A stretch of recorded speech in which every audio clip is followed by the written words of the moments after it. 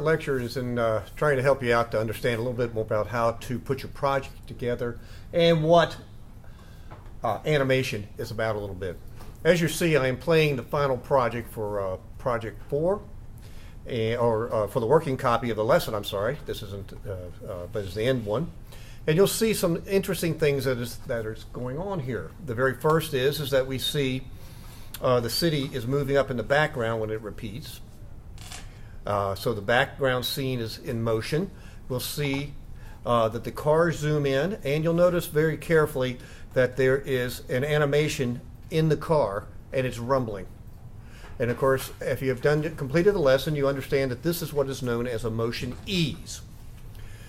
All right. Also, we notice that we bring in the actors, and the lady actor comes in blurred behind the gentleman, and then fades in on the timeline. So this also brings in the idea of planning what is called a animation sequence. On where on the timeline do things start or appear, do their thing, and then go away if necessary. So I'm going to do a demonstration in a minute on the second lesson here on about how to do the rumbles again really quickly. But what I want to do is discuss how go about making a project and being creative. Is that you could use anything in here. You could use something simple like a cartoon, being Valentine's Day today, that you could do something with hearts and nice things. And I may just try to do that with my little project animation of getting a little heart just beating like crazy or something with a rumble. But the neat thing is let's talk about, while you're watching this, mesmerize you, I guess. Let's talk about what happens is, if you remember looking at a cartoon, there are two ways to animate a cartoon. If you want something to move across the stage, you can actually physically move it across the background, and the background would be static. But if you notice when they have characters run in an animation, that the character really doesn't move from its central location or location on the stage. So how does it make it look like it's moving? They move the background.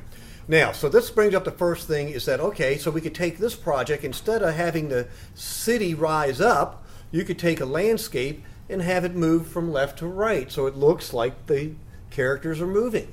So you could have them standing on a skateboard with a little wheel spinning or something, or sitting in a car, and you don't even have to show the wheel spinning, just the car sitting there in the background moving, right? Kind of like the old movies where you look at the two sitting in the car and they're talking, and they got the bad movie running in the background, kind of thing. So those are ways to kind of put together a background, but then begin to understand where is your focus and where is the action. Alrighty. The other thing that you'll notice is they bring in the text here. And I love the way they kind of just bring it in and they spin it and they fade it in and they fade it out along with the thing. And then they change it through that's a 3D animator there. Without looking at this, I couldn't tell you whether it was animated on the timeline, stage timeline, or this was a actual symbol that they animated. Does anyone know? Or anybody remember? Anybody done this one yet? Well, that's okay. We'll look again in a few minutes at the next part of the lesson. But I do know for a fact that when you watch the car come in, is the car rumbling the whole time that it's coming, appearing and zooming in? And does it stay there rumbling? It kind of comes in and then it starts. Well, I don't know. Watch it carefully. Watch it carefully for a second. See? Okay. It's actually rumbling all the time. So this means, by looking at this, that what they have done, or what you're doing in this lesson, is that you are animating a symbol. That the car is a symbol called left car, and as it approaches, that you go in there and you put a small timeline in the symbol of left car. And then we went and on that motion tween, we were able to go to the motion editor and create what was called an ease. Again, we'll show a demonstration of that in the next lesson we're just discussing right now. So this means that anytime we bring this car out into our animation, it's going to do what? It's going to bump up and down and rumble, right? All right. Now, let's take a situation. What if the car was riding along the road and it hits a bump and goes up? And then needs to really bounce too. Where do you think you might put the effect of bounce in there? Would you build it into the car, or would you build it into the timeline that then affects on the stage, the timeline stage? On the stage, of course, because as it's riding along, it may be rumbling like this, as you can see in my hand, and it hits a bump, it bumps up, and then it's going to bounce like this while still rumbling into bounce a little bit, and then it settles back down to just rolling along and bouncing. So there is the part of the lesson that I wanted to explain, was that where do we put the ease, or where do we put the effect? Is it built into the symbol, or is it built into the timeline that affects the symbol externally? And let's give an example. My favorite there is Daffy Duck. Daffy Duck is most of the time very agitated. But he's not always agitated, is he? It usually takes Bugs or somebody to say something to him before he gets very agitated.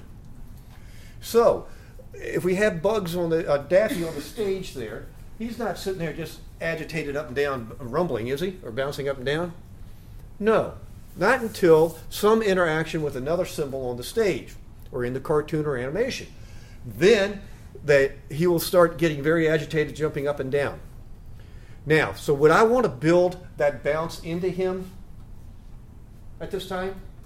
So he's always bouncing? No. So I would have to figure out how in the stage timeline to rumble him or get him to bounce there. This can be done this way, but it's very complicated because we know that in a cartoon we may use this animation, or not animation, this symbol of Daffy over and over. So what I would probably do is I'd build a couple or more symbols of Daffy. The first one would not be agitated and would not have a motion ease in it, and he'd just be standing there. Then I'd create a second one that has the rumble built into him, or the bouncing into him, because you know that he may approach another character later in our animation and we want to bounce them together. Instead of having to rewrite and reprogram all that ease and everything back into the main timeline over and over and over, all I have to do is build the symbol and store the symbol. It's much easier to make two Daffys, one rumbling and one not rumbling, than it is to have to modify the timeline all the time, the stage timeline. So there's the lesson on that. So what would happen is that he'd be standing there as soon as Bugs says, or a character says something to him. Then I would create another layer and switch him out with a rumbling one for the however long I wanted him to bounce up and down and be agitated. Pretty neat, huh? Did you all understand what I was saying? Does anyone have any questions on this? Okay, well that takes care of introducing you to how to apply some of the techniques the advanced techniques we are learning now from Chapter 4. Thank you.